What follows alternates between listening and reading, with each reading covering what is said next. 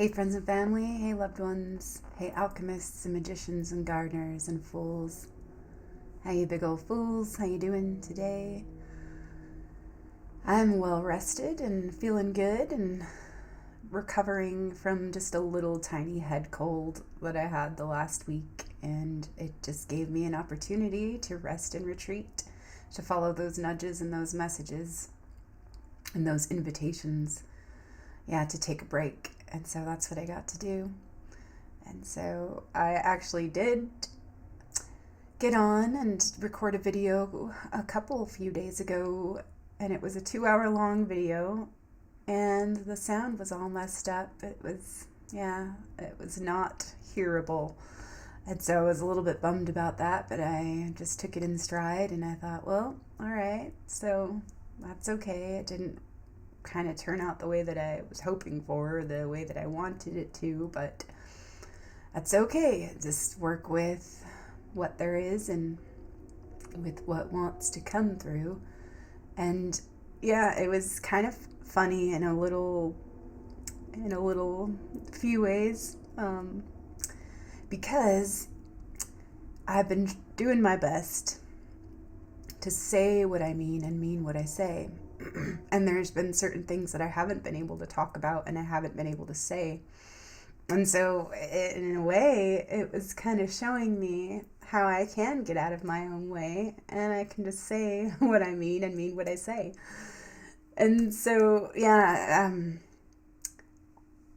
still processing some things about that, and it was pretty interesting working and playing with this alchemy and freeing my voice and myself authentically. And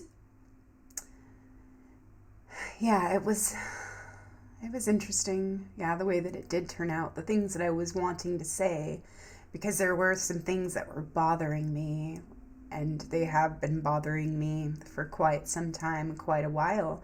And it's just like the things that don't meet my expectations or the ideals that I have, the way that I want things to be, the way that I think they should be, the ways, that I just desire them to be. And sometimes they're not, that way.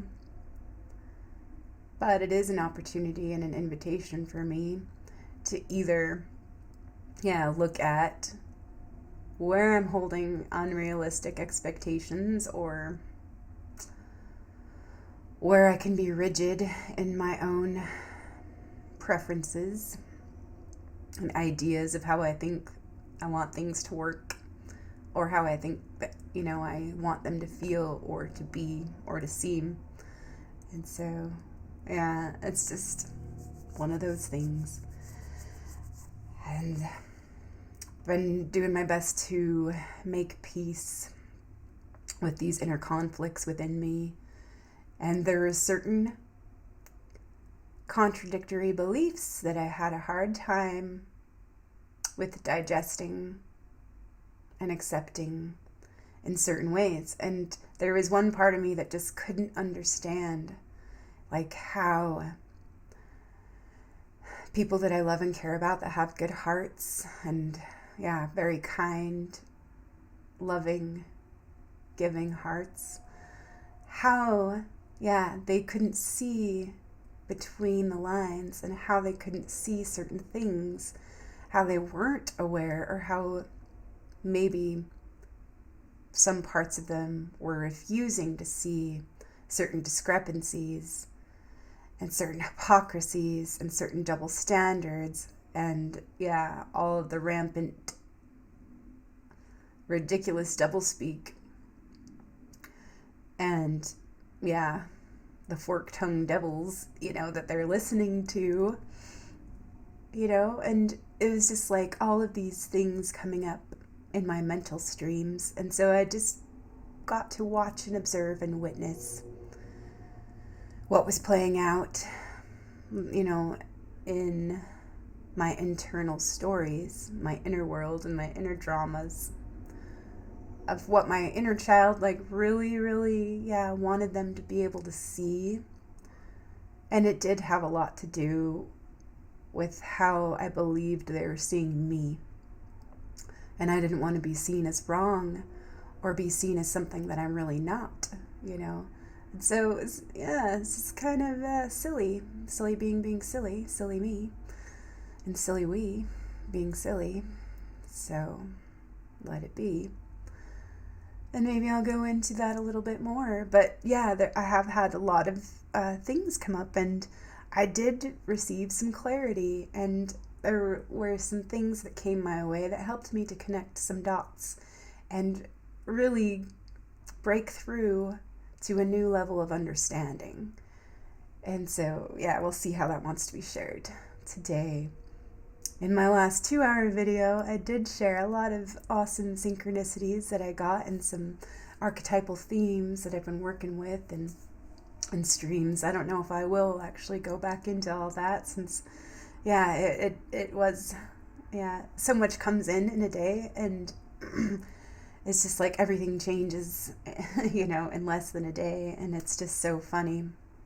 Just the continual stream of learning and growing and transforming and transmuting everything. So change. Yeah, big changes.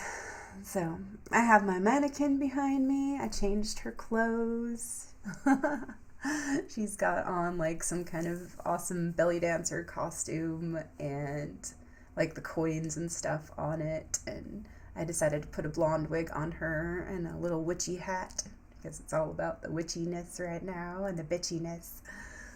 So celebrating and honoring and thanking and blessing, yeah, the bitch, the asshole, and the adversary that helps us grow and challenges us to, yeah, see what we're capable of, see what we're made of, see what we can do and we can choose. And so, yeah, just been having fun with creativity and art therapy. And just, yeah, kind of in a way, it's almost like sand play, like every day in my space in a lot of different ways. Yeah, just setting my space and setting the stage and making room, yeah, for it all to change and for it all to be as it is so it can become all it gets to be. And I did a little short video on my ScapeCoat couple weeks ago, and I really super enjoyed creating this just for me, just for fun and for healing and for laying some of those psychic deads, the orphans of the psychic dead, to rest.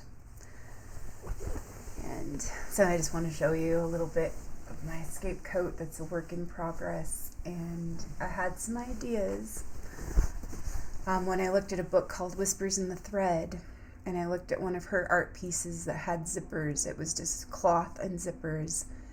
And the question was, what did you really need to say when they told you to zip it up?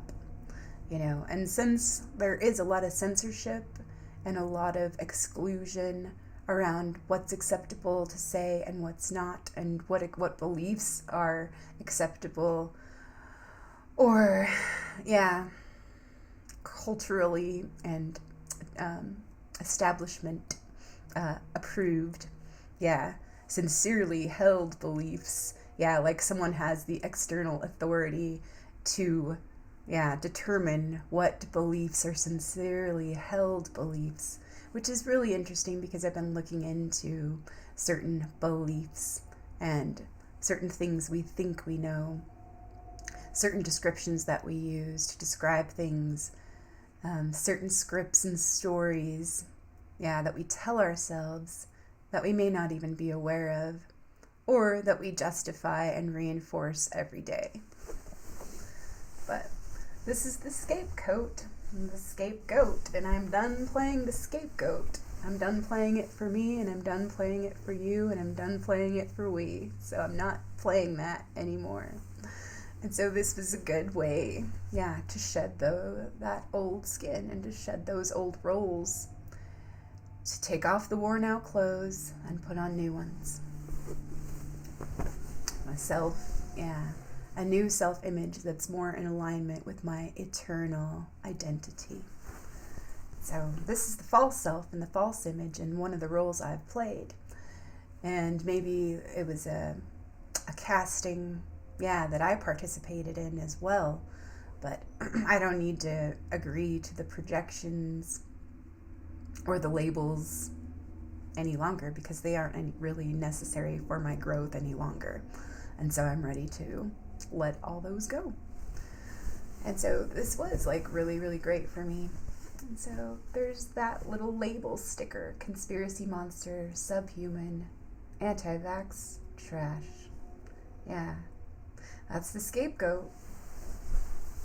Dumb, wrong, dirty, shameful, unclean, impure, selfish, lazy, batshit, guilty, careless, crazy, dangerous bitch, prudish whore, schizophrenic. Yes. And so, and much, much, much, much more. But yeah, I'm done being that whore. I'm done giving my power away or selling it for temporary peace and instant gratification. So I will not be the people pleaser anymore, and I will not go against myself anymore. I shall not sin against myself by denying what I know is right for me to choose. And it is my right to choose how I live my life, and how I get to. And so it was a gift for me, and it is a gift for me, and it's been given to me to be. And so I gratefully receive this gift of love, and this gift of life, and this gift that I get to be. And I will be true, and I will be free, and I will be this fullness that I get to be. And I will allow all that I am for all that I am through all that I am.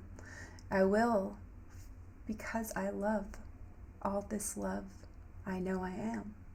And I love all this love that I know that we are. This true love that we are and that we've always been. And that doesn't mean bending over and being nice. Being loving isn't always being nice, but we can be kind. We can act with loving kindness, but we don't have to act out niceness. And Badger has been helping me with my aggression and with my willingness to bite. And so it's been, really hard for me sometimes to directly confront what I need to confront sometimes, because I like to smooth it all out and make it feel good for others, make everyone else comfortable, and that way maybe I can just relax and be comfortable. But that's not always how it works out. No, sirree, no ma'am, that's not how it does work out. I've learned that the hard way many times through participating in narcissistic codependent relationships, and I've had my share of those, and on this big spectrum, because we all have those qualities within us. We all have some of those traits to certain degrees in certain areas, and especially at certain times where maybe we will feel insecure or vulnerable, or maybe just off or not right. And so, it just depends, and it's like up to us to see that for ourselves and to be able to look at those things and accept ourselves and realize like the behavior or the choices that we're playing into consciously or unconsciously, and then make corrections when necessary. And so, it's just been a lot of that. Been seeing a lot, actually, a lot of things, and it's just like, wow, like just coming into Scorpio season right now, and the shadow is being illuminated, and I'm starting to see more things, and I just get to remember to bring in that neutral witness and be curious and listen instead of, and use more discernment and, oh God, not this again, or like just refrain from passing judgments and just, kind of watch it play out in my mind or on the outer stage in certain ways. And then ask love to reveal all that I need to feel and heal, all that I get to see, and all that I get to transmute and transform within me, within my field of energy. So we'll see what else wants to be said about that. But this board is one that I kind of forgot to include when I did share a video of soul stories and art boards and things that, have certain archetypal themes and allies and energies for me to work with my psyche and my process of alchemy. And this is kind of a big board. It's a tri-board that I got at the dollar store. And it's one that I made in February. And I did a little video I'll put in the description box. I'll put the link. And I talked a little bit about like the 3 that I made during this like 2-3 day period.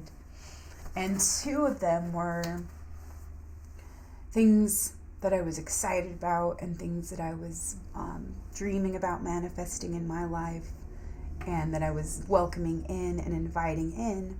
And then this 3rd one was one that had to do with things I was letting go of, things that I was asking for help to integrate and reconcile within me, to either let go of or transform or allow it to fall away.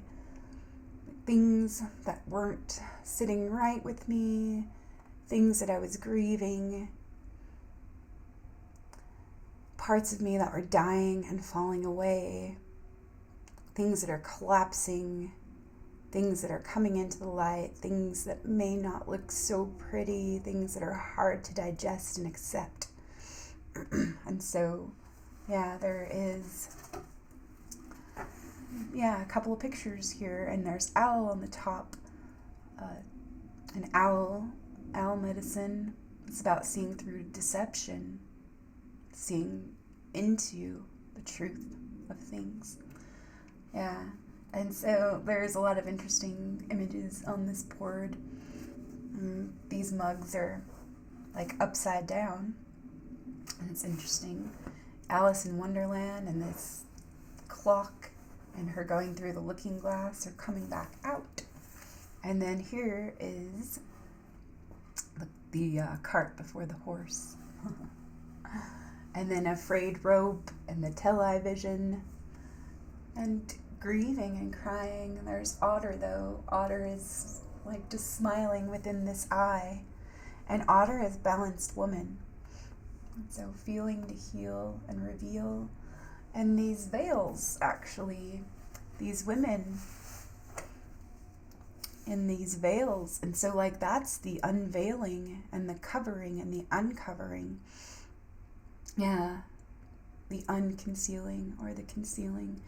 Dropping the veils of illusion. And unmasking. The truth that is. So there's a picture here of it looks like a victim on the stand being questioned or interrogated, by some kind of lawyer or something, attorney. And the quote that I added underneath this picture is, "When we speak, we are afraid our words will not be heard or welcomed, but when we're silent, we are still afraid, so it is better to speak." And that is a quote by Audre Lorde. But there's a lot of different cages on this board. There's some cages, and so cages have been a theme lately as well. And there's a few on several boards that I've been looking into. And then there's also like this portal, this door that's opening. And then there's this picture of this white wolf jumping from one ice shelf to another, and you can see the shadow in the reflection here. And so that's the underbelly, the darkest dark that needs to be illuminated. Yeah, to cross. And the bridge.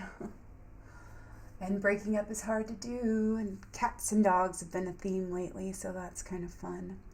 Relax. Your health depends on it. So, yeah, get that rest you need. And let go of some of those things that I don't need to carry or that aren't mine to hold on to, and just allow, the release. And so it's kind of looked like a little bubble here, like an astronaut, and she's in her own little sphere. And so that's kind of where I feel like I am at right now. Sometimes you have to give up on people, not because you don't care, but because they don't. Yeah, and then there's a tunnel here covered with greenery, and there's the dark and the light, and coming through the other side. And on the top, this says, "What's your boiling point?" So how much are we going to allow, and what are we going to allow to continue? And what are we putting our energy into, and what are we contributing to? What are we invested in, and what are we reinforcing? Or what are we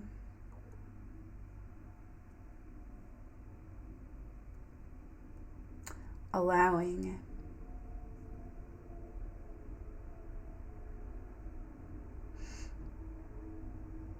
And contributing our energy to? What are we valuing? What are we appreciating? What worth are we increasing? Are we increasing our own sense of self-worth? Are we increasing someone else's worth? I mean, because that could go a whole bunch of different ways, so just curious.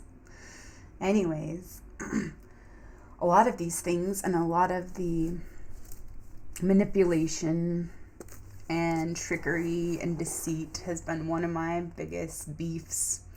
It's what's been getting my goat. Yeah. It's sinking my boat. Yeah. And so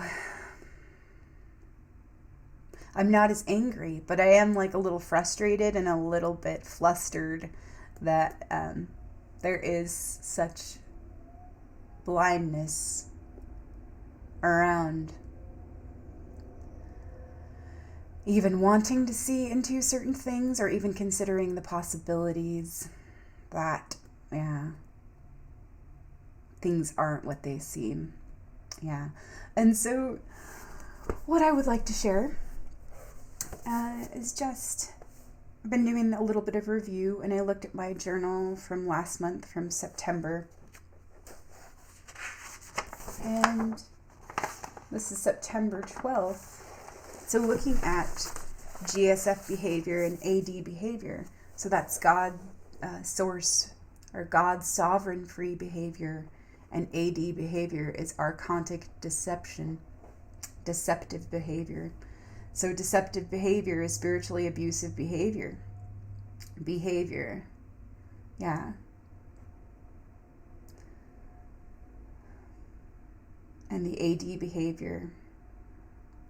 So that relates to guilt, shame, vanity, greed, self-righteous indignation, selfish self-interest, and lower ego survival strategies, pride, anger, hate, self-loathing, victim judgmentality, fragile covert narcissists, and psychopathy. Being normalized and reinforced through rigid identities, myths, and stories, fear, avoidance, and pain. Cognitive dissonance, doublespeak, and abstracting, emotional exploitation, and spiritual toxicity, mental slavery, mind control, self-deception, and an unwillingness to open, see, receive a clear and wide perspective, our responsibility to own our shit, own our power, and what we've helped to create. Mercy, forgiveness, compassion, love, and empathy.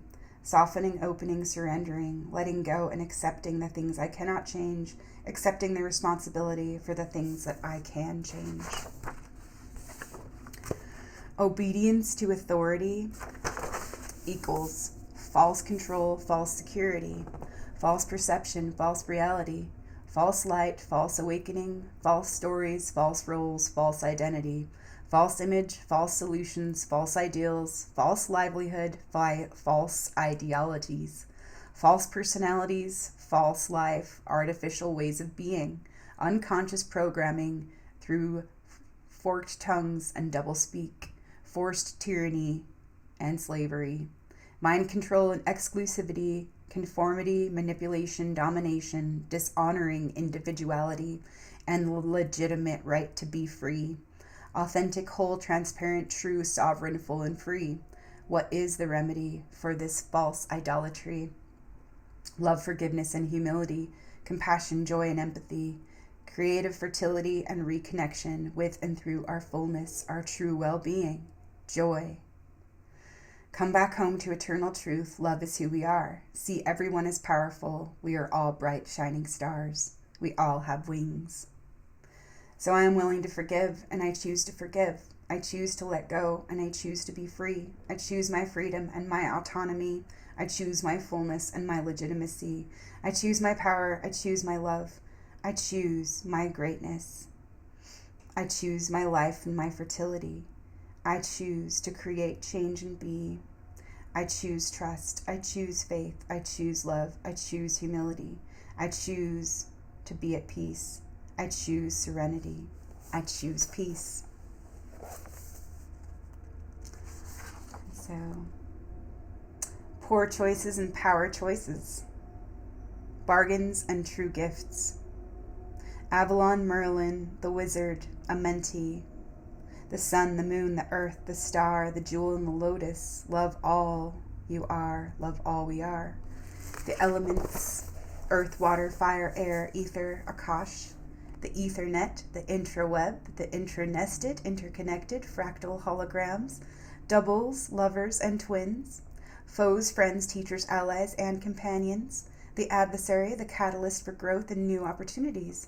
Seeing what we're made of and proving to ourselves that we are capable and valued, worthy of all this love, goodness, abundance, joy, beauty, fullness, our greatness, our innocence, our radiance, our shining sun, our light is one, victory to the light, victory of the one, love always, always. And so I had some notes written down, explore symbols, magical correspondences, themes, gifts, foods for feasting, and all the possibilities. Abundance and prosperity, joy, love, fertility, creative ways of being in the world, but not of it. My and our autonomy. Structure, act, build, create, dream, open, play, receive. Desires and goals, express clearly. Please help me with all these blessings to make them a reality, in service to the whole, in service for humanity and our integrity. Let go, enjoy, trust, love, and play the true spirit of generosity. I am willing, so let it be.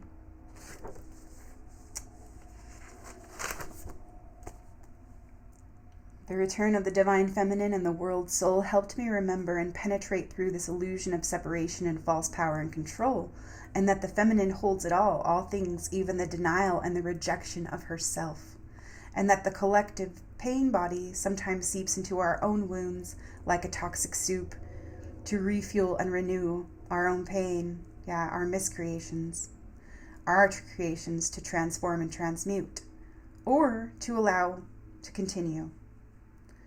So profound, giving up my wrongs to make all right. Look at my expectations and my sorrows, my grief, disappointments, and my traditional reactions, or responses to my attachments and the things that fall short of my false standards of perfection, my rigid ideas, or the generational programming, the false core beliefs of too much and not enough that do not align with all that I know to be true. Love's eternal truth. Interconnection, interdependence, joy, love, and magic, support, trust, faith. Let go of attachments and go in grace. be held in grace, embody grace, the light, the chalice, and the blade. Be soft, be open, be yielding, be present, be receptive, be aware, humble, devoted, authentic, sincere. Just be here and as clear as I can be, right here.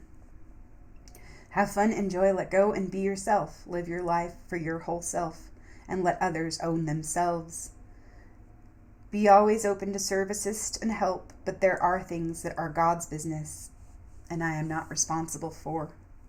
So let others claim their autonomy and their own freedom, their right to be free. Let go of their choices, let go of their pain, let go of control, and the do it my way, or do it, there's only one way. Surrender, listen, detach, and suspend. Practice non-attachment, flexibility. Choose to respond, presence, compassion, discretion, reception, trust, faith, and inner knowing. Being allowing, not without boundaries, but in acceptance of what is and the power I have to change and receive, give, serve, learn, share, and grow, experience, flow, and be here as the gift of love that I am, that I am, that I am, that I am. I am that I am. Yes, I know that I am. Yes, I know that I am. I know that I am.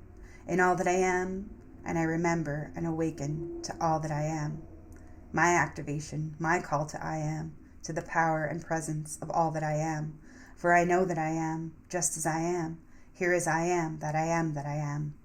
Softening, yielding, receiving I am, opening, trusting, believing I am, knowing I am, being I am, loving I am, freeing I am, becoming I am, embodying I am, honoring love's fullness in all that I am.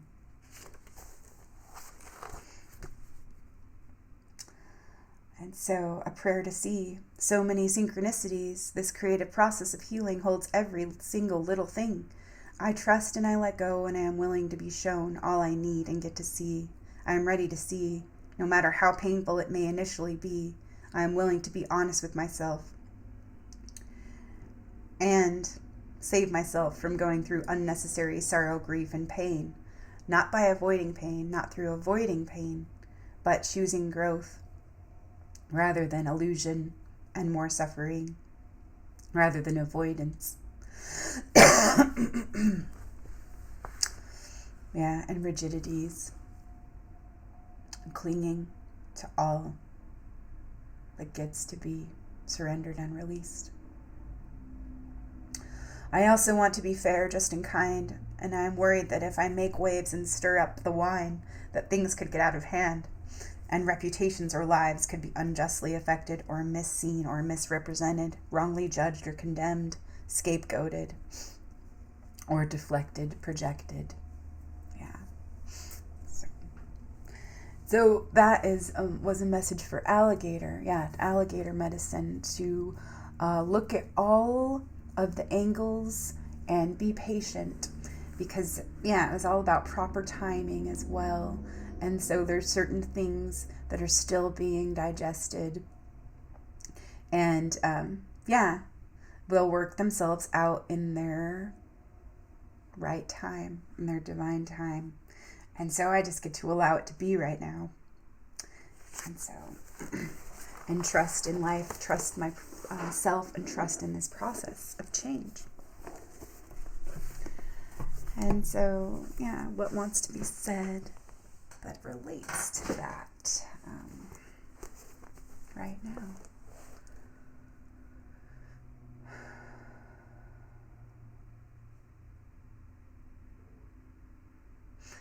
I'm looking at my book that I have over here. I have a stack of books, and looking at Dreambody, so I'm feeling a nudge to pick that up.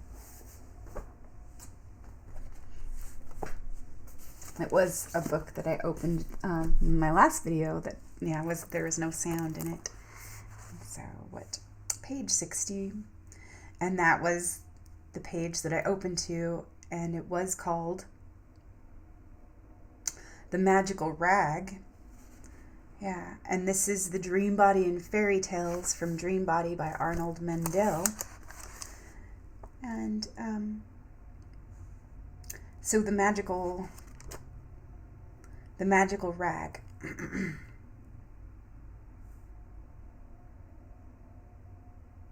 And this is interesting because it is all about the imagination. And I was just reading about that in Not in His Image when I was upstairs about an hour ago. And so that's, very awesome and interesting. So I wonder where that wants to go.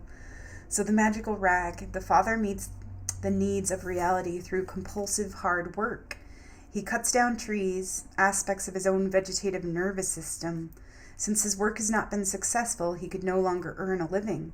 His son has had to return from his school for lack of money. We might understand the father as the hard-working laborer behind the practice of medicine and psychotherapy. In either case, the rag that turns metals to silver transforms the father's work tool, his axe. When the axe turns to silver, the way in which the father works is changed from doing to the more irrational form of work, which we have named not doing. Not doing does not mean not doing anything, but working in such a way that the dream body accomplishes things without ego effort or compulsion.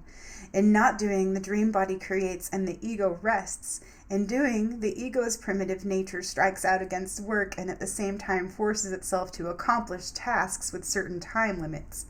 Doing implies conflict and body problems. Not doing paradoxically frees the dream body by allowing it to obey its own laws. Bringing the body into unison with itself in dream body work transports one into an irrational world in which life is allowed to flow effortlessly. Body problems also frequently heal. This healing aspect is the other side of the rag. Dream body work heals the body by relieving it from doing and by integrating symptoms as meaningful aspects of existence. After body work, mercurial symptoms are forced to become life itself. One is not simply ill, but has become the illness, so to speak. One solves a body problem by taking its point of view. Hence, the rag transforms work methods and heals the body. I have noted that our fairy tale appeared during a period when chemistry and medicine were beginning to replace alchemical methods. It seems as if the fairy tale spoke to the 7th and 18th century scientists as dreams speak to us today, saying something like, "Look here, school medicine is not all there is. You are forgetting about the body itself in your efforts to learn so-called objective methods. Remember, if you want to learn how to heal the body, you must start at home in your own forest, your own body. There, lying within your own symptoms, is the spirit that makes you ill. But this very same spirit has the healing potion. If you learn about this body spirit, you may be able to help the dream body realize that it must follow its own designs. Alone, your dream body neither heals nor destroys. Together, you and your dream body can transform reality, alter your work methods, and relieve your symptoms." Super interesting. Super, super interesting. I'm just going to leave it right there. We'll see what else wants to be shared. And so, there's a couple books here because I have been going back to The Handless Maiden and Women Who Run with the Wolves and looking at those archetypal themes.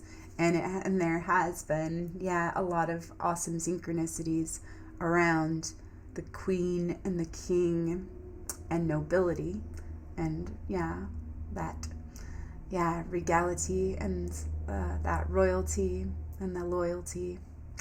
And so it's really awesome. So in The Handless Maiden, I was looking into stage number 4, Finding Love in the Underworld, and it was a real treat for me to find all of these archetypes of the magician, the creator or the gardener, the artist, the king, the queen, the mother, the maiden, the crone, all of those in that section. And so we'll see, when those want to come in and be shared. As I've been loving my alchemical process and my process of individuation, it is really fun and enjoyable. And I do appreciate, what was just shared in this Dreambody book about doing and not doing, and allowing the ego to rest so the dream body can go to work. And that is really profound in a lot of different ways. Because sometimes we actually do need to be kind of run down in a lot of ways, or at the end of our rope, to let go of, that remaining resistance and allow, like, that truth to flow through us. Yeah, letting go of control, letting go of that ego control, and allowing, the body, to do its own thing. So I'm being nudged to listen to my body's wisdom and to let my inner knowing lead me, and let the path unfold before me. And so, it's just, really interesting, just letting go of these rigidities, of the routine, of this familiar way of being, of stepping out of the comfort zone, and letting go of these survival strategies, this false control. So it is like, wow, just how it just all is wow. And so it's interesting too, that law keeps coming up as well, and the book of law, and the laws and the codes and the keys of creation. And so Crow has been coming up for me a lot, and I wanted to share a little bit about Crow from medicine cards. And that's about law. Crow, are you cawing so I may know the secrets of balance within my soul? Are you sending your sacred caw just to remind me of universal laws? So Crow is 24. There is a medicine story that tells of Crow's fascination with her own shadow. She kept looking at it, scratching it, pecking at it, until her shadow woke up and became alive. Then Crow's shadow ate her. Crow is dead Crow now. Dead Crow is the left-handed guardian. If you look deeply into Crow's eye, you will have found the gateway to the supernatural. Crow knows the unknowable mysteries of creation and is keeper of all sacred law. She is the keeper of all sacred law. Since Crow is the keeper of sacred law, Crow can bend the laws of the physical universe and shape-shift. This ability is rare and unique. Few adepts exist in today's world, and fewer still have mastered Crow's art of shape-shifting. This art includes doubling or being in two places at one time, consciously taking on another physical form and becoming the fly on the wall to observe what is happening far away. The Europeans that came to Turtle Island were named the Boat People by Slow Turtle. Even with the knowledge of alchemy possessed by certain boat people, none had ever seen the powerful shape-shifting of shamans who utilized Crow medicine. Many boat people were frightened by what appeared to be animals coming into their camps or dwellings to discern their medicine. Crow medicine people are masters of illusion. All sacred texts are under the protection of Crow. Creator's Book of Laws, or Book of Seals, is bound in crow feathers. Crow feathers tell of spirit made flesh. Crow is also the protector of the Ogala, or ancient records. The sacred law belts, or wampum belts, beaded by native women long before the boat people or Europeans came to this continent, contain knowledge of Great Spirit's laws and are kept in the black lodges, the lodges of women. The law which state that all things are born of women is signified by Crow. Children are taught to behave according to the rules of a particular culture. Most orthodox religious systems create a mandate concerning acceptable behavior within the context of worldly affairs. So let me read that again. Most orthodox religious systems, or cultural systems, create a mandate concerning acceptable behavior within the context of worldly affairs. Do this and so, and you will go to heaven. Do this, thus and so, and you will go to hell. Different formulas for salvation are demanded by each true faith. Human law is not the same as sacred law. More so than any other medicine, Crow sees that the physical world and even the spiritual world, as humanity interprets them, are an illusion. There are billions of worlds. There are an infinitude of creatures. Great Spirit is within all. If an individual obeys Crow's perfect laws as given by the Creator, then at death he or she dies a good medicine death, going on to the next incarnation with a clear memory of his or her past. Crow is an omen of change. Crow lives in the void and has no sense of time. The ancient chiefs tell us that Crow sees simultaneously the three fates, past, present, and future. Crow merges light and darkness, seeing both inner and outer reality. If Crow medicine appears in your card spread, you must pause and reflect on how you see the laws of the Great Spirit in relation to the laws of humanity. Crow medicine signifies a first-hand knowledge of a higher order of right and wrong than that indicated by the laws created in human culture. With Crow medicine, you speak in a powerful voice when addressing issues that for you seem out of harmony, out of balance, out of whack, or unjust. Remember that Crow looks at the world with first one eye and then the other, cross-eyed. In the Mayan culture, cross-eyed had the privilege and duty of looking into the future. You must put aside your fear of being a voice in the wilderness and call the shots as you see them. As you learn to allow your personal integrity to be your guide, your sense of feeling alone will vanish. Your personal will can then emerge so that you stand in your truth. The prime path of true Crow people says to be mindful of your opinions and actions. The prime path of true Crow people says to be mindful of your opinions and actions. Be willing to walk your talk, speak your truth, know your life's mission, and balance past, present, and future in the now. Shapeshift that old reality and become your future self. Allow the bending of physical laws to aid in creating the shape-shifted world of peace. Thank you, Crow medicine. And I want to include this contrary Crow. So this is Crow in reverse. So you are an outlaw today, eh? This is one of the varied messages of Crow reversed. The rebel in you has given a yell and all hell is about to break loose. A word to the wise at this point, make sure that if you are stepping on toes, you have some backup.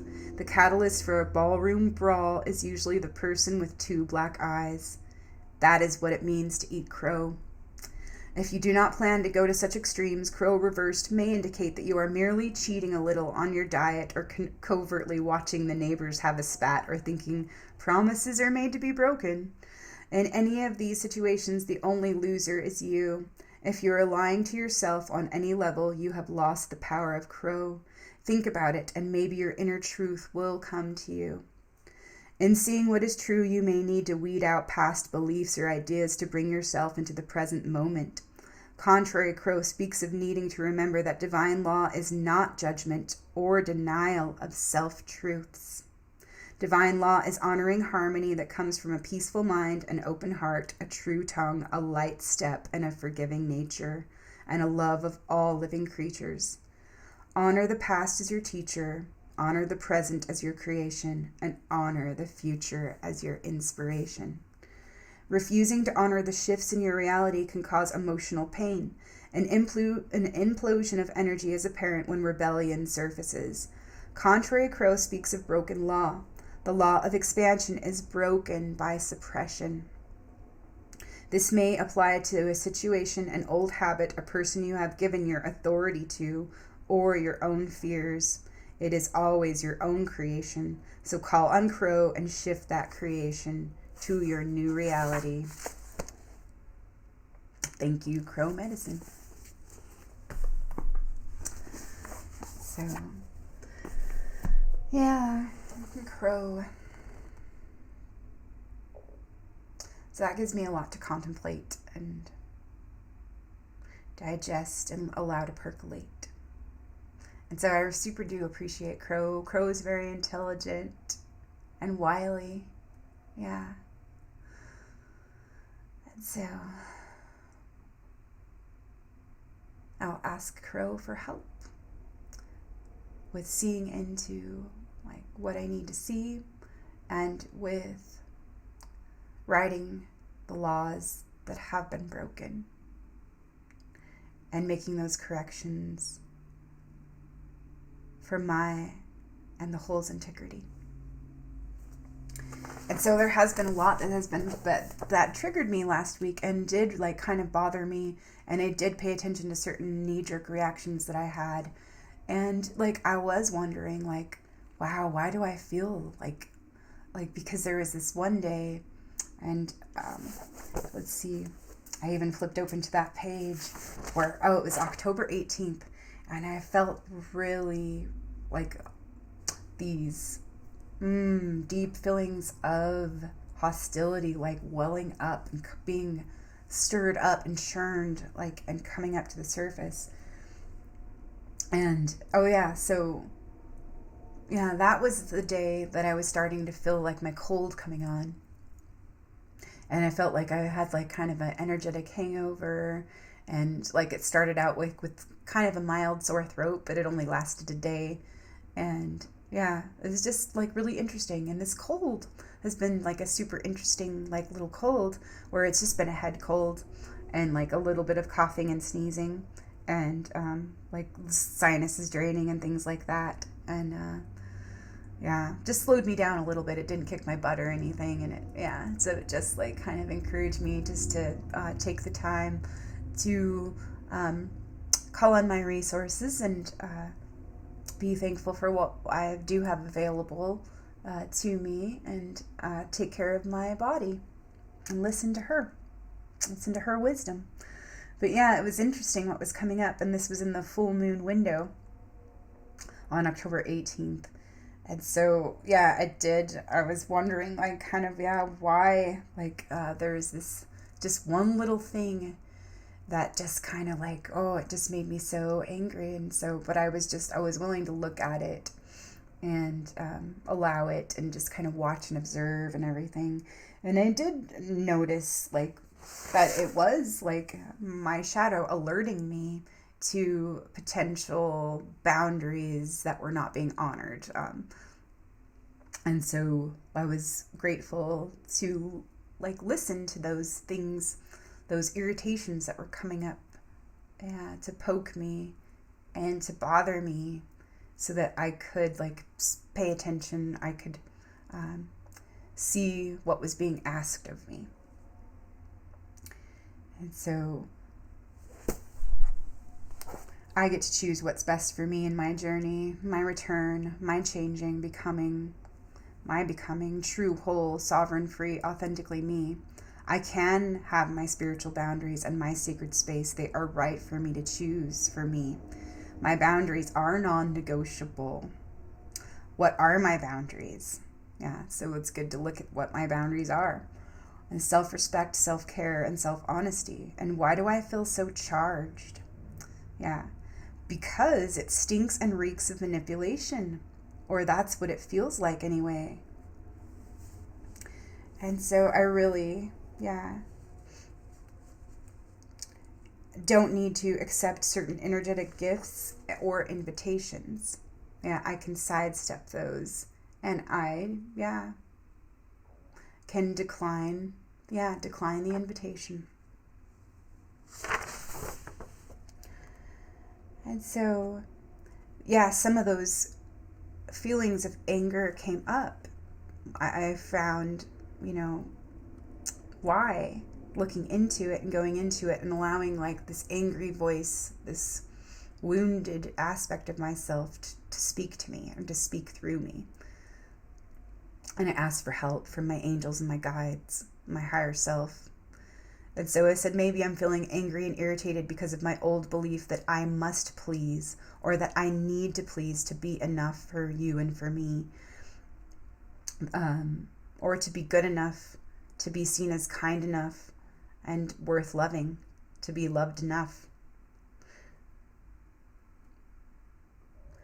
So it's the too much, not enough, toxic push and pull game, and it's never enough, or it's always too much. So that's bullshit, lack, and victim mentality. It's a very old, tired, and boring story. I am enough, you are enough, we are enough, there is enough, life is enough, love is enough, now is enough, this is enough. And maybe I do feel a little undermined because, certain things were not acknowledged, and certain things were not respected and confronted. Certain things were ignored. and minimized and dismissed and not considered. So there is, some kind of delusional fantasy. And it takes some discernment to see through like what the fantasy is and what the true imagination is. And so I might share a little bit more about that. But learned patterns of narcissistic control and domination, me, victim and codependence mentality, unhealthy, unbalanced confusion, fear and illusions, lies, myths, and deceit, manipulation and scarcity, old wounds, old roles, old stories. I'm willing to let go of all these old things that are dying, collapsing, and crumbling. I don't agree with. I don't need to keep feeding or reinforcing. I don't need to keep fighting. I don't need to keep defending or pretending that they are all right. Just let them be and allow them to fall away. I see the part of me that wants to be right and some of me, that wants the other to be wrong. And that's judgment versus discernment. And so I choose discernment, and I choose pleasure over pressure, and I choose free choice over obligation or coercion. And I let go of the need to do it right. I do acknowledge, that part of me wants to do it right and to get it right, but and doesn't want to be wrong. So I can let all that go and sing a different song. I choose healthy boundaries that are right for me, choosing what or who and what energies are allowed into my space and what I wish to experience and play at or play into. And I'm so done being the rescuer, the shadow rescuer, the codependent and the people pleaser, the caregiver, the overgiver, the saint, the martyr, the scapegoat, the doormat, the good girl, and the tired mother, the knight in shining armor, the hero, and the passive bystander. And that's why it stirred all this up. All these emotions bringing all this up to the surface to be seen, acknowledged, and surrendered with love and thanks, faith and grace. May we feel happy. May we feel well. May we be at peace. May we feel worthy. May we remember that we are all the love that we need. May we find the courage and all the love that we need. May we be whole. May we be at peace. May we find ourselves. May we be happy. May we feel held. May we feel at peace. May we be free. May we be at peace. May we be happy, healthy, and well. Let it be, let it be, let it be. May we all be held. May we all be at peace. Thank you for helping me. Be true to me. Thank you for playing the adversary. Thank you for the practice and the opportunity to show up, to speak up, to choose what I need, to realize that I am the one that I need, that my love is free, that I am worth loving, that I get to choose what I need for all of me, that I am my love that I really need, that I can choose all I need for my being, to be well, my well-being. The love that I am, I choose for well-being. And maybe no, they're not going to like it, and they're not going to like me, and that's okay, because I'm the one that I need for me. So I'm not here to please you or even please me. I don't need to be pleased or even be pleasing. I don't need to please one single living being to be worthy of all this love that I be. I am all this love that I'll be, and I'll be all this love, albeit for me. I let go of needing to be pleased or to please you, me, or we. So thank you, no thank you. I choose love for we, in service to the whole, in service to all beings. I cannot please you or care give to you.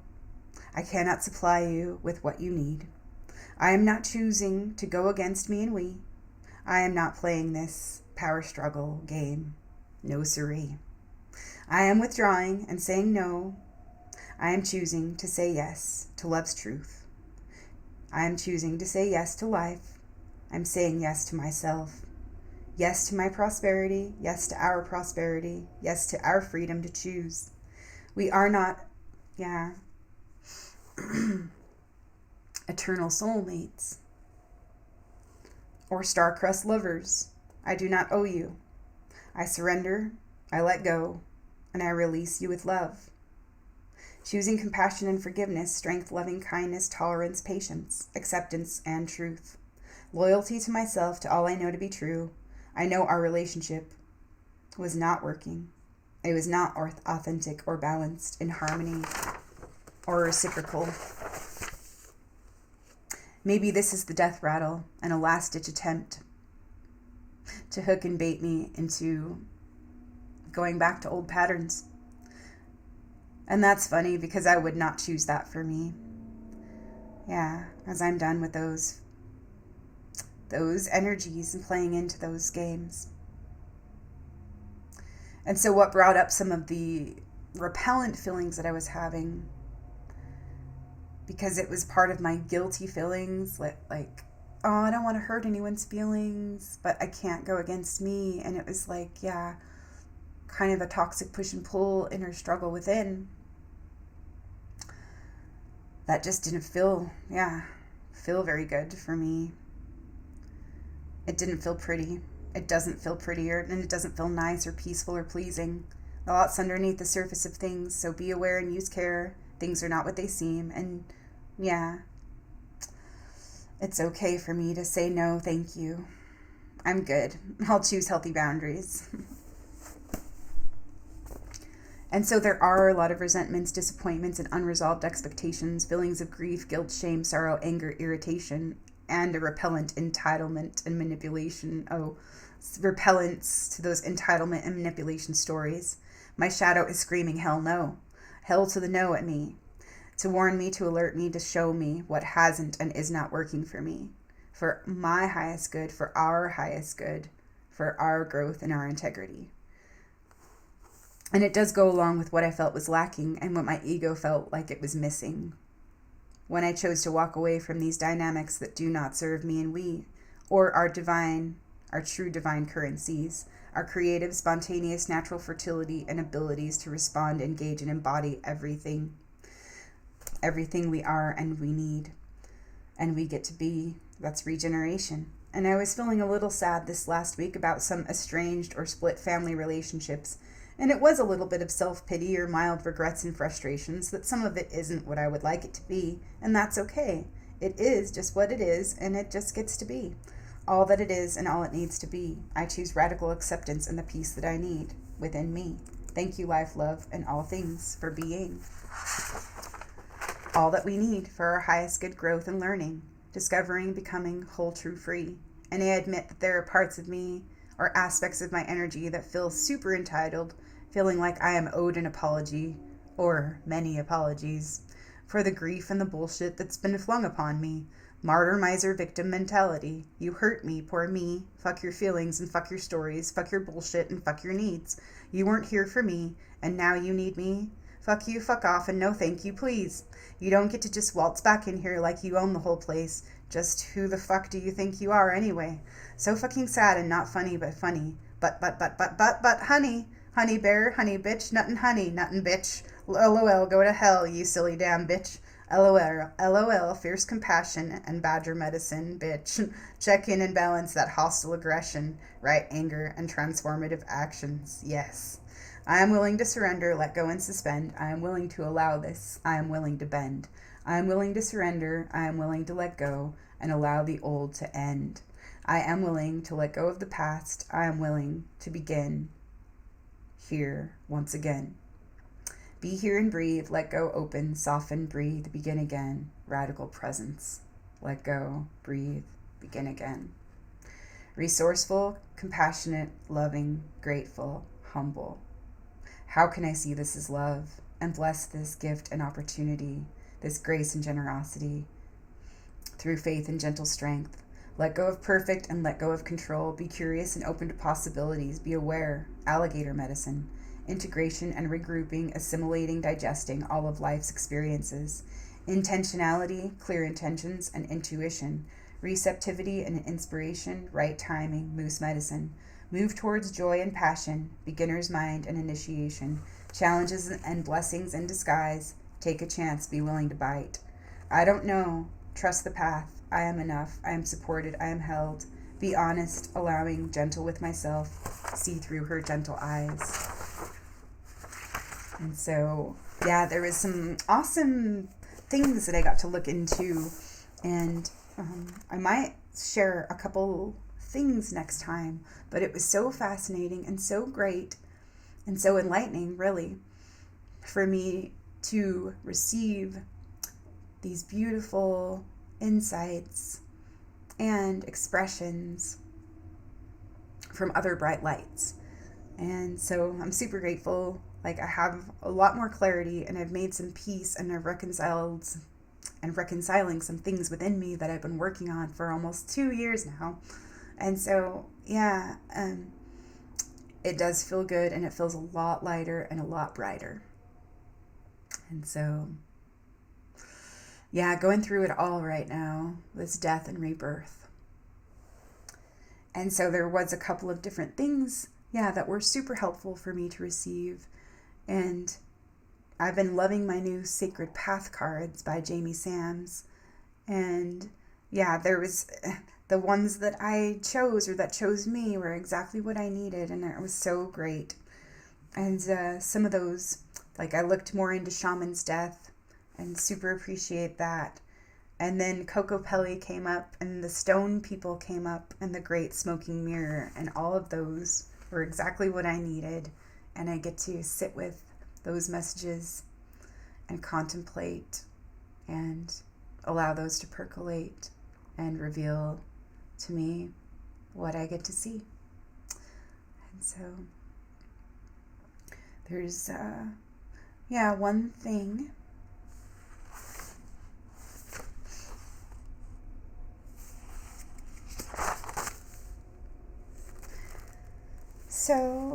one last thing. I'm just feeling, like a little, I had been feeling a little bit scattered, and so it is kind of nice to slow down. And so I appreciate turtle medicine, Spanky turtle medicine, and badger, and crow, and alligator. And so, coherence and liberty. We are all leaders, and we are all followers. We are all creators, artists, and imitators. We are all ignorant, and we are all wise, pretending, forgetting, remembering. Let go of self-importance and self-imposed limitations, rigid thinking, and lower ego mental rules. Surrender, open, and suspend. Let go of all I think I am. Let go and welcome truth. Forgive, accept, acknowledge, release. I surrender the need to know, surrendering ego control, embracing I don't know. And everyone is winging it, no matter how wise, foolish, young or old, polished, refined, or wild. Nothing is in control. But we are in charge of our own energy, if we choose to engage and let go. Gosh, I'm really not sure where to focus my energy today, but I'm feeling stuck in certain ways, but I'm really wanting to express and play, fuck off and create. So I feel pulled in every which way. Just remember, pleasure over pressure, and it's all okay. Rest, surrender, and retreat. Now that I feel I understand a little bit more around the collective hypnosis and the mass formation, the mass psychosis of the collective, it's a bit easier to accept the madness and their eager willingness to accept the absurdities being parroted by the control mechanisms of the state, the media, and the priestly celeb personalities and the false structures of authority. So I don't feel as persecuted or as angry with my friends and peers and family members. It's easier to accept that they're just caught up in a spell of entrancement, even if it is blinders of their own making, because some parts of themselves have agreed to buy into the stories, myths, beliefs, programs, and conditioning of this inverted state, this false reality. We have all been conditioned, to buy into. So we all have been lost, confused, disconnected, anxious, frustrated, terrified, traumatized, and hypnotized, reactive, defensive, desperate, and locked into a heroic struggle to self-preserve and survive.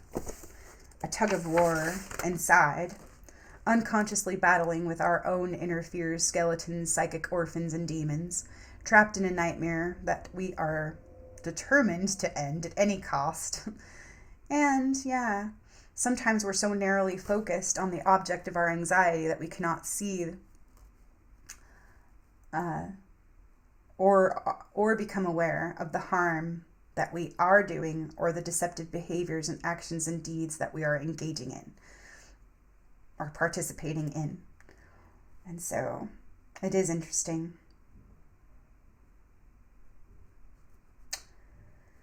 And so I'm done playing the scapegoat. I let go of my attachments.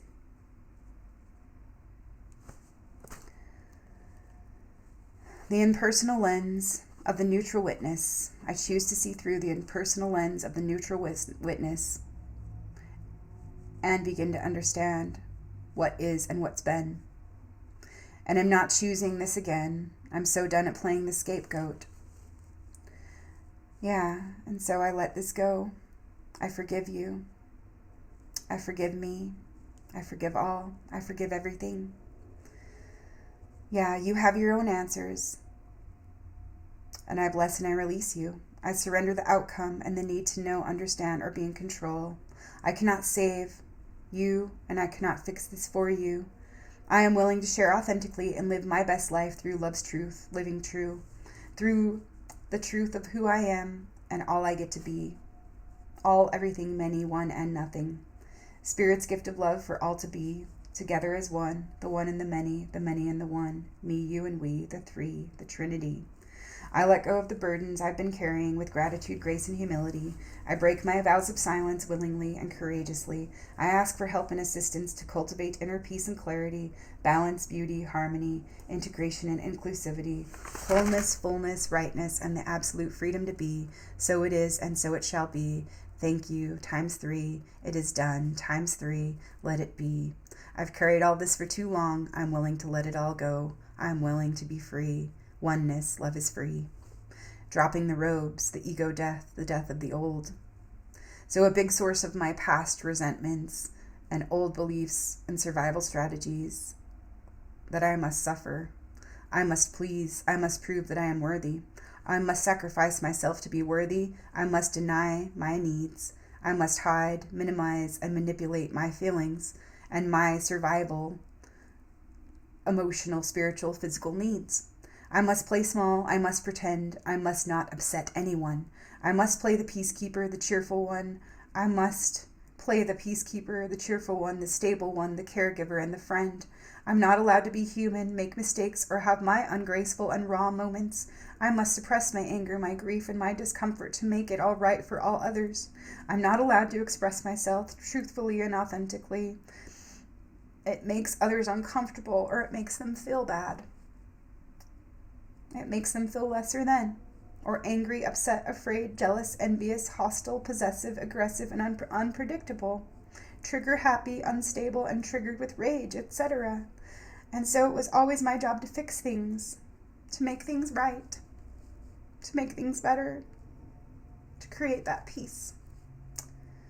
This was my survival strategy, my go-to comfort zone, to flight, to fawn, or to freeze.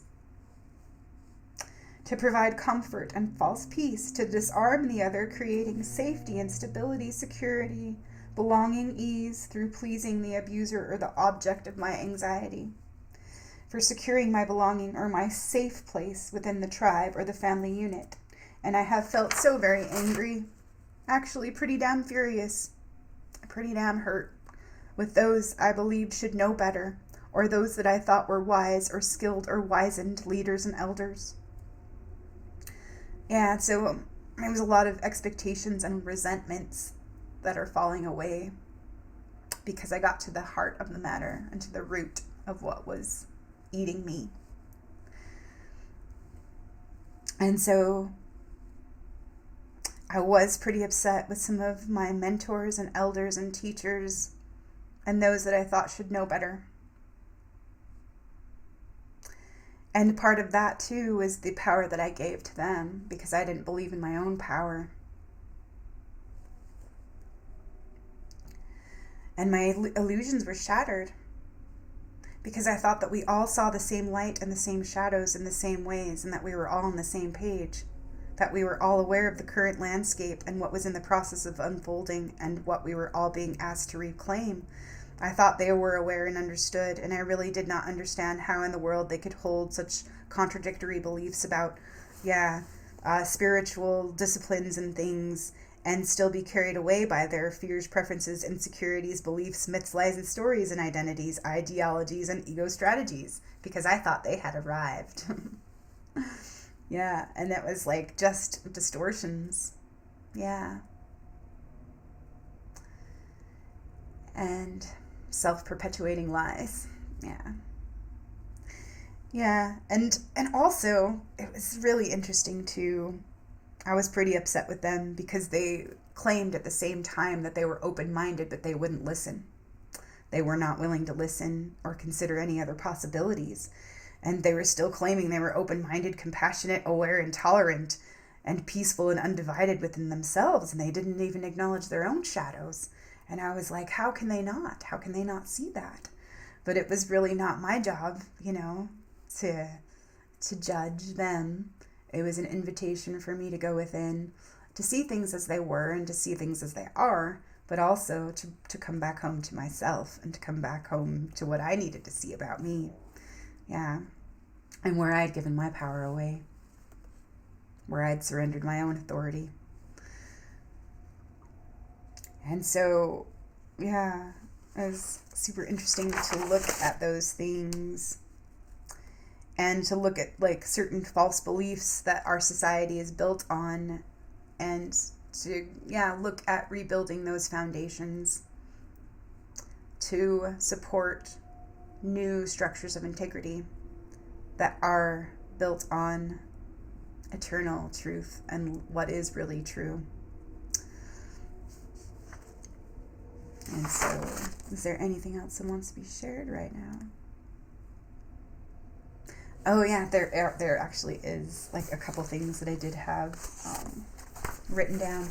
And so I'm almost finished with this journal that I started on September 27th, and now it's October 27th. Yeah, and just have a couple pages left of this one, the castle. So, yeah, there is one thing.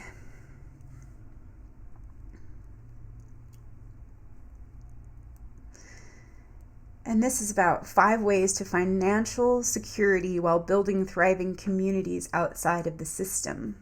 Because tyranny does seem to be the main entree on the menu these days, but there are so many wonderful appetizers and other dishes to generate the fuel that you need to succeed during a time that requires a lot of faith, intention, and determination. And this is an article on Corey's Digs, and I'll put it in the description box. So tyranny seems to be the main entree on the menu these days, but there are so many wonderful appetizers and other dishes to generate the fuel you need to succeed during a time that requires a lot of faith, intention, and determination. Together, we can build a future that provides abundance, financial security, and a thriving community outside of the system the globalists are trying to create for us. The first step begins with accepting that things are changing, as perception is the key to getting through it.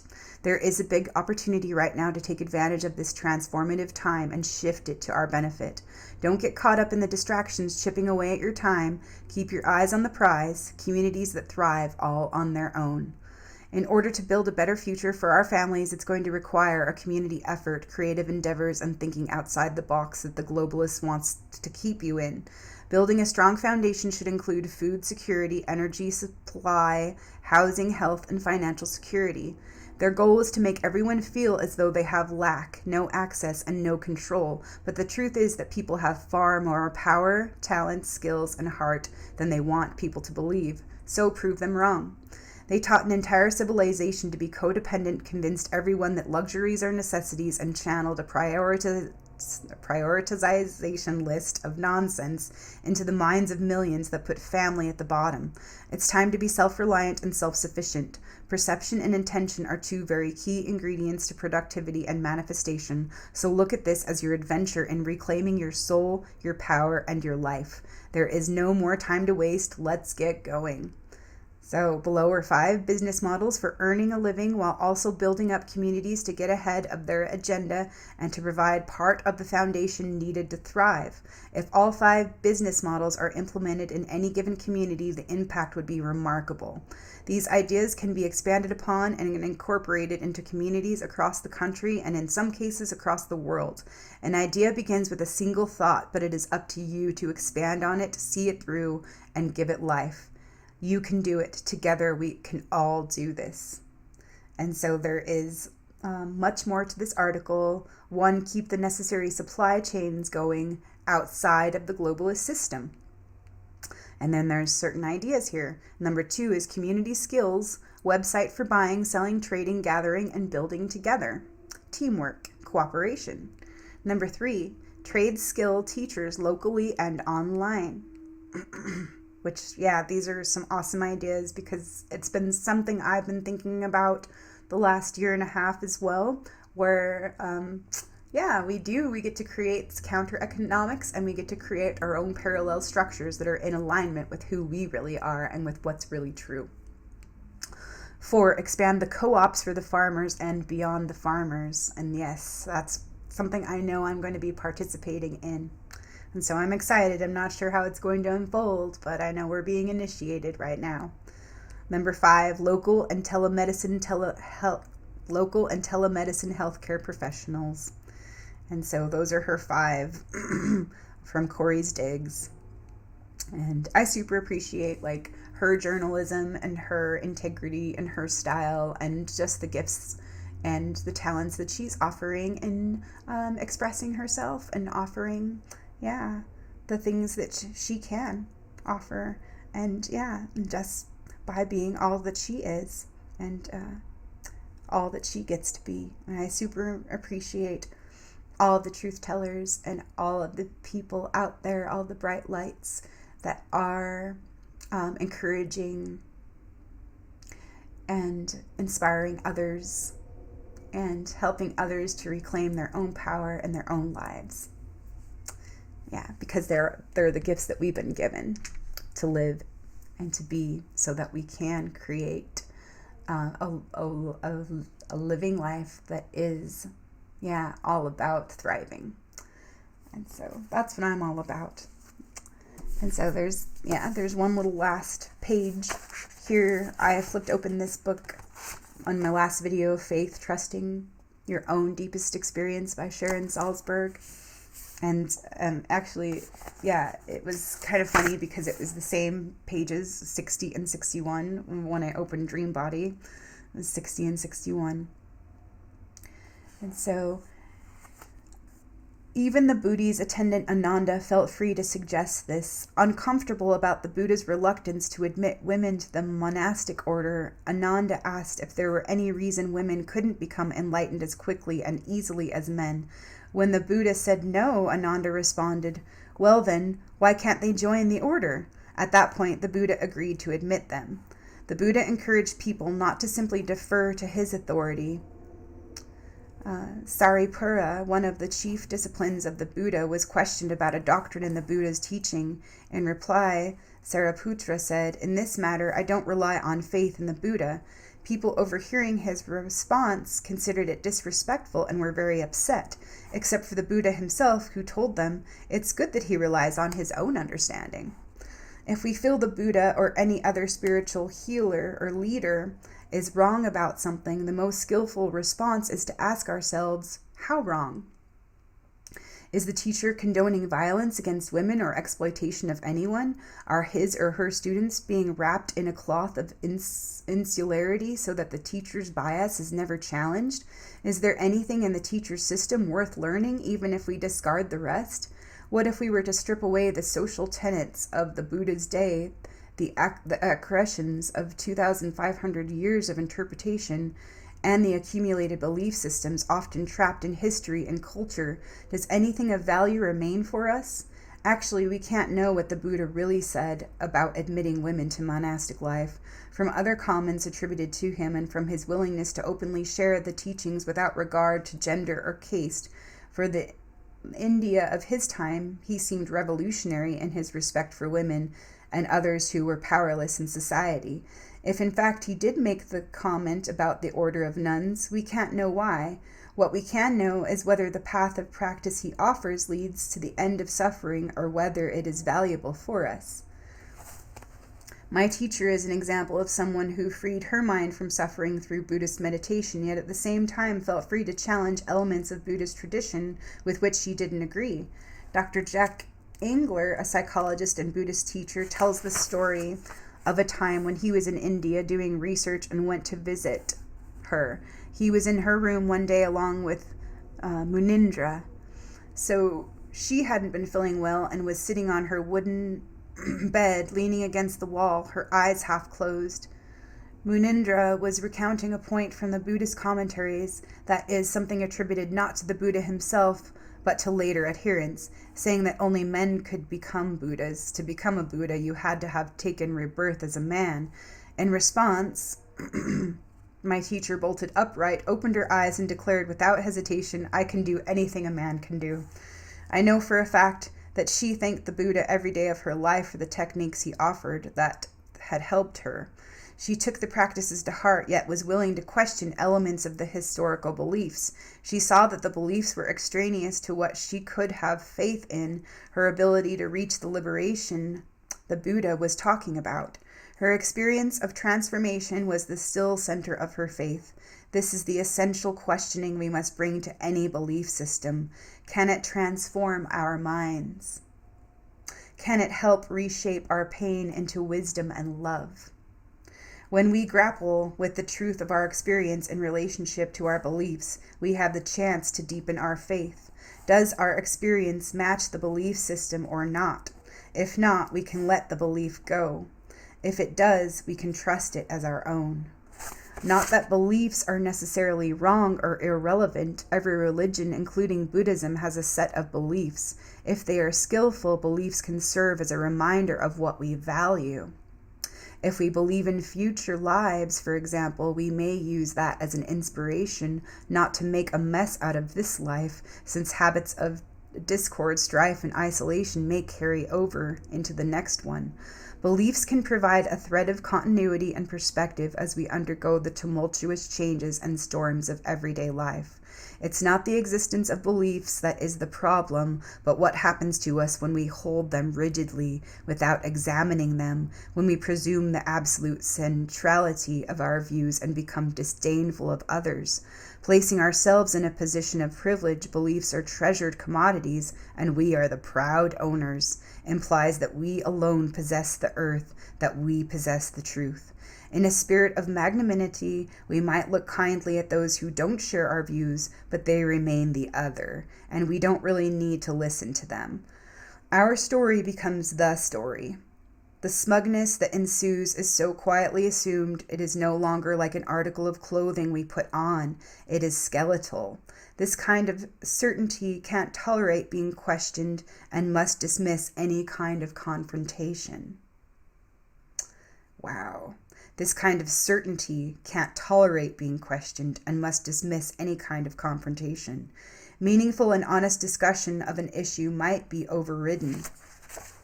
We don't need to talk about that. Don't you trust me? Don't you trust us? Taken to an extreme, this self-referential tendency becomes fanaticism. Yeah, and so I think I will leave it right there. Or Buddhism uses an analogy to describe what happens when we allow fixed beliefs to contour reality for us. Buddhists say that holding such views is like gazing at the sky through a straw. The sky is the unobstructed truth of who we are and what our lives are about. When a received belief system circumscribes that for us, it is as if we are looking at the truth through a narrow tube, seeing only a very small part of it while convinced we are seeing the whole. When we're attached to our beliefs, we can spend a lot of time comparing straws. I've got a better straw than you. It's a little wider and it's got a design on it. Especially in the face of fear, we tend to hold on to our straws with a death grip. Interesting, yeah, about letting go of beliefs or challenging those beliefs or examining those beliefs. Yeah. It's not the existence of beliefs that is the problem, but what happens to us when we hold them rigidly without examining them, when we presume the absolute centrality of our views and become disdainful of others, placing ourselves in a position of privilege. Beliefs are treasured commodities, and we are the proud owners. So that's interesting that sometimes we do identify with our beliefs And that, yeah, becomes that ego identity. And so that is super interesting. And it does, like, I totally can relate to that right now with what I'm learning, with what I'm seeing, and with what I'm receiving. And so I thought that was pretty freaking awesome. And yeah, just super amazing, like all these things and all these synchronicities and just these streams of continuity. And all about like shedding those old beliefs and shedding those old identities and shedding those old roles, um, to honor that law of expansion.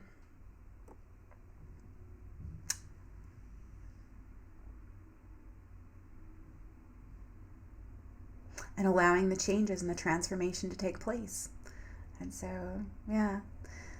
So I hope you're all well. I hope you're feeling well and doing well and feeling loved and feeling held. And so I do wish you well, and I wish you happiness, and I wish you peace, and I wish you everything good. And yeah, this time of no time, this time of, yeah, beginnings and endings and life. Life, death, rebirth. Yeah, life, death, and life.